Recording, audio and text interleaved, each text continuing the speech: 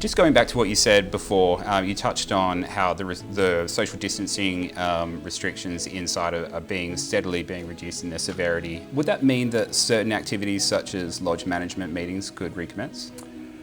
They probably could, but depends on where you have it. At this stage, you can't have them in lodge rooms and lodge facilities because we need to have the protocol set in place of when you go into a lodge room, do you have to clean it first, sanitise it first, and then sanitise it when you leave? That may be required. A lot of businesses that have been allowed to open in small numbers and allow small people in have got so much protocols they have to go through, and they have to write up a business plan. We are basically going to have to do it for each individual lodge and lodge room, and to make sure the lodge rooms are able to handle it. And a small lodge room, and I'll pick on one that's local. You look at the very room we're in now, the small lodge room here in Subiaco. If a management meeting is going to be met here, you've got your social distancing until we can actually dictate exactly what you can allow. We also have a problem when you're coming into a building like Subiaco, how many people can enter the lift at any one time? I think the building restriction here at Subiaco is going to limit that to 2 people in a lift, and we have to make sure that everybody, if they're going to come up for a management meeting, is aware of that. I would recommend that they could, up to 10 people can still meet socially in a social house. You can go to somebody's house and have a management meeting there and discuss it. But still, don't forget, you can still use Zoom and other electronic ways of having meetings, and I'm sure yourself and Ash can help out any lodges that need any assistance on setting that up. But yes, if you really need to have a management meeting in person, our own board meetings, we don't have everybody there. We had half our members at one board meeting had this morning via the phone, and the other half were actually in a room. So we only had a maximum of 5 people in the room around a board table. So that's all we could fit in there. So no, the actual specific question of having management meetings in lodge rooms and lodge halls, the answer is no, it cannot be done because we have to set that up. Smaller lodges and lodge rooms themselves, I can see it's going to be a problem. And we also have a problem with lodges with smaller numbers, physical numbers. And if they want to get back up and running, how can they do it if, for example, a day lodge has nearly all their members at the at-risk category? We are going to have to ask those lodges to ask us for assistance if they want to get certain people in there. You may have some coming down with a cold, which have got flu season coming up. You can't risk the flu as much as the COVID-19.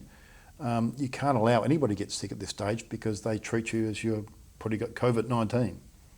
So if those lodges want to get up and running, they're going to have to ask for permission, or ask for assistance, I should say, not permission, assistance, to try and get some guys to come in and help them.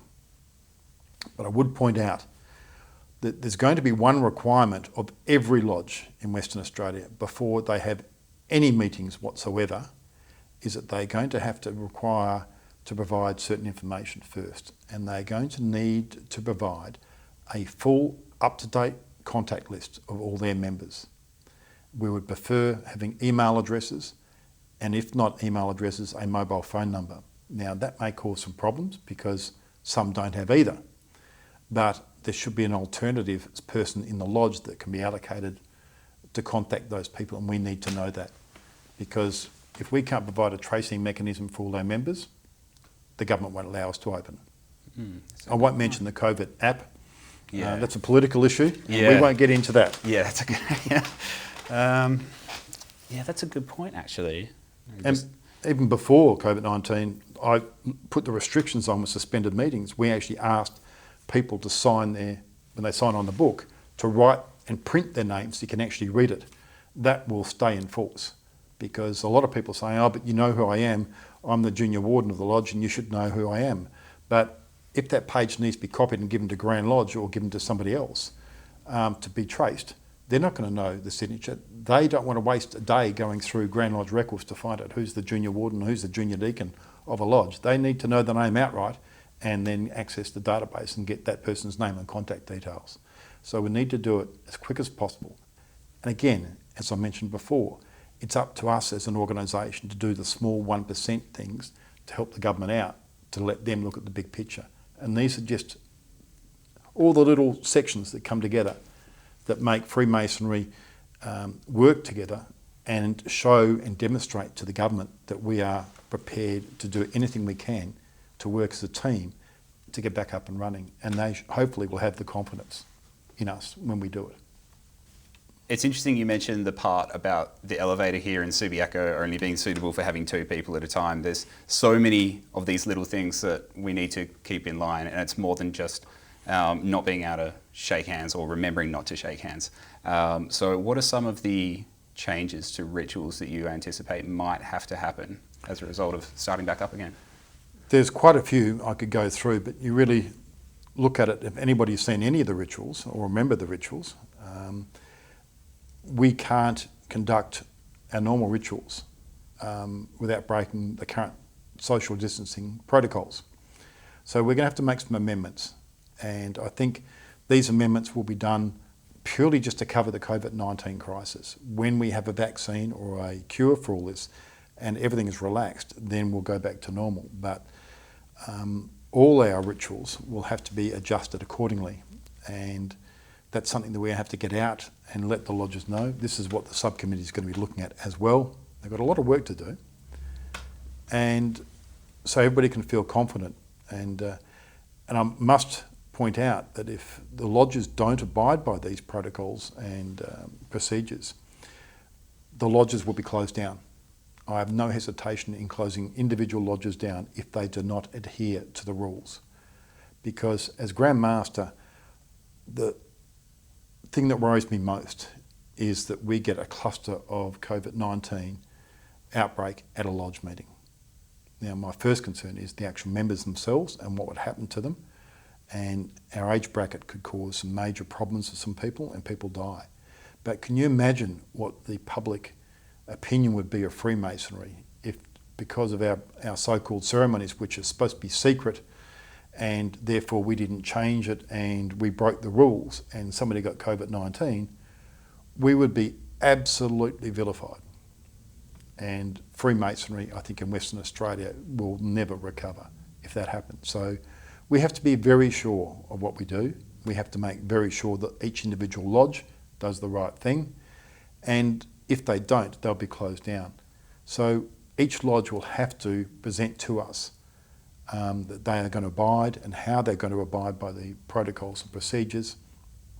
And once that's been ticked off, then they'll be given permission to open. Absolutely. Definitely some interesting times ahead, but Grand Master, I want to thank you for your time today and your insights as well. Did you have any other comments you would like to share with the members? I think I've just said most of it just then. Hopefully the lodges can get together and let us know what's going on. We've had bits and pieces of reports of people passing away through natural causes. And I would point out at this point that there's been no Freemason, there's been no staff member, and there's been no resident within our Masonic care facilities that have come down with COVID-19. And I think that is a very good sign. And a lot of people said they don't know anybody that's got COVID-19 anyway. But ML, as the statutory leader of our organisation, so has done a tremendous job. She is still doing it on behind the scenes and all the admin side of it, and I think she should be thanked. We've seen some of the staff, I've seen some of the staff, I've been coming to Grand Lodge probably more regularly than I've had before. I've got more time on my hands. And it's great to see the spirit within the staff. And I've had some tremendous messages from Freemasons, and I'm really proud of the way some of the lodges have acted and keeping in contact with the members. And this is one point that I can really say that I really am proud to be the Grand Master of the Grand Lodge of Western Australia. And thank you all, and hopefully you all stay safe, and your families as well. Great. Thanks, you, Grand Master. Thanks, Matt.